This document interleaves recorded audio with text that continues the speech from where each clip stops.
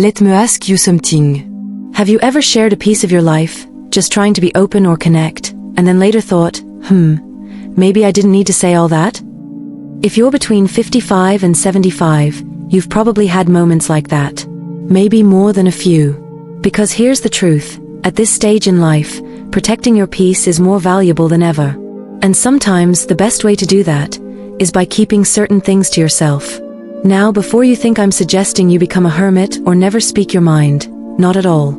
I'm here to help you recognize when your silence is not only okay but actually wise. So today we're going to talk about 9 things that, if you're not careful, could quietly chip away at your dignity, your relationships, or even your independence.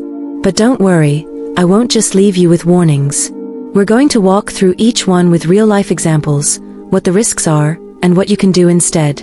Let's get started. First up, your age. Yep, just that number. You know the moment. You meet someone new or bump into an old neighbor, and out it comes, so, how old are you now? And maybe you answer, Mais biologitof. But deep down, something tightens. Because you know that once that number is out there, people start treating you differently. Maybe they speak slower, or offer help you didn't ask for. Or worse, they start assuming what you can or can't do. One woman, Rita, shared that once she mentioned she was 72, her volunteer group stopped asking her to lead activities. She hadn't changed. Just their perception of her did. That's the risk. So what do? Simple. You don't have to share your age unless it's medically necessary. Let people know you by your energy, your curiosity, and your wisdom, not a number on your driver's license. Next, your finance. Whether you're comfortable or counting every dollar, sharing too much can invite problems. One gentleman I met, Carl, had done well with retirement planning. But once word got out in his extended family, he started getting more and more friendly visits. You know what I mean. Subtle asks. Guilt-lasted favors.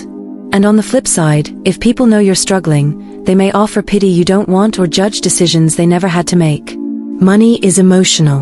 And when people know too much, it can strain friendships or family bonds. So keep it close. Discuss finances only with professionals or loved ones you trust deeply. That privacy? It's not secrecy. It's protection. Third, family drama. Now I know this one hits home. We all have a cousin who stirs the pot, or maybe a daughter who won't call back. And sometimes it feels good to vent. But here's the danger. Once you share that pain, it can shape how others see your loved ones. I had a neighbor, Joanne, who shared her frustrations about her son during our morning walks. Later, when they reconciled, she said, I wish I hadn't said so much. Now you all see him through my worst moments. That stuck with me. So if you're carrying heartache, let it out in a journal, a prayer, or with someone you trust completely. Not everyone deserves access to your wounds. Healing needs privacy.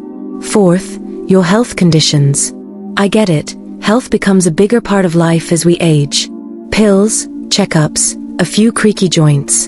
And sometimes sharing can bring comfort or community. But too much can backfire. It can shift how people treat you. You become the one with diabetes, or the one who can't travel.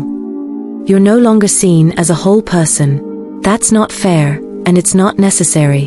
One lady in our seniors group stopped getting invites to group hikes, even though she still walked daily.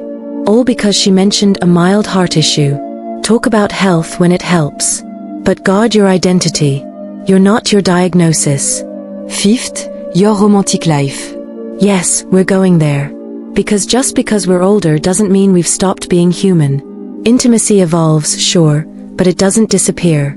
Still, sharing too much can lead to judgment or awkward jokes. Remember Edna? She told her bridge club about her new gentleman friend. The teasing never stopped. What should have been sweet turned sour. Your private connections are just that, private. Protect them. Treasure them. Keep them sacred. Number 6, your acts of generosity. Whether you give to your church, your neighbor, or a grandchild in need, you don't need to announce it. Quiet giving is powerful. It preserves the dignity of the one receiving, and yours too. I vais aussi niet verstand. A woman donated groceries to a struggling couple anonymously. Months later, they shared that it was the first time they felt hope again. They never knew who helped, but it didn't matter. Generosity doesn't need an audience. 7. Your past accomplishments. Now look, I know you've done a lot. Reste de keys. Survived hard years. Maybe you built a business or held your family together when no one else could. Be proud of that. But be careful not to lead with it in every conversation. You don't need to prove your worth, you already have. When your wisdom shines through your actions, people feel it without needing a resume. Ect, Olwund. The insults. The betrayals. The things people said or did that still hurt. Yes, they happened. Yes, they matter. But repeating them over and over doesn't always help. I once met a woman who kept bringing up a betrayal from 20 years ago. Every lunch, every meeting. And over time, it consumed her joy. When we hold on too tightly to the past, it can crowd out the present. You don't have to forget, just don't let it own you. And finally, number 9, your deepest beliefs. Your prier. Your mantra. The key things that guide you. In today's world, there's pressure to share everything. But not all sacred things need to be said aloud. Your beliefs are like roots, they hold you steady, even if no one sees them. So don't feel like you have to explain, defend, or post them online. Let them be your. Now, maybe as you listened to these, you nodded.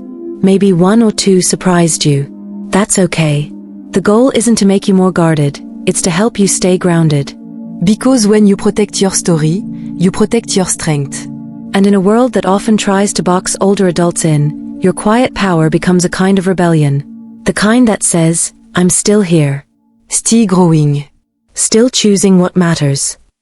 Sauter cabris. Keep what is sacred, sacred. And share what brings light. And if this message spoke to you today, I'd love to hear from you. Type the word peace in the comments if you believe privacy is power. Or share a time when keeping something to yourself actually brought you more freedom. If you found value here, feel free to like this video, subscribe, or share it with someone who might need a little reminder that not everything has to be shared. Until next time, stay curious, stay kind, and remember, your story is still unfolding. Make it a good one.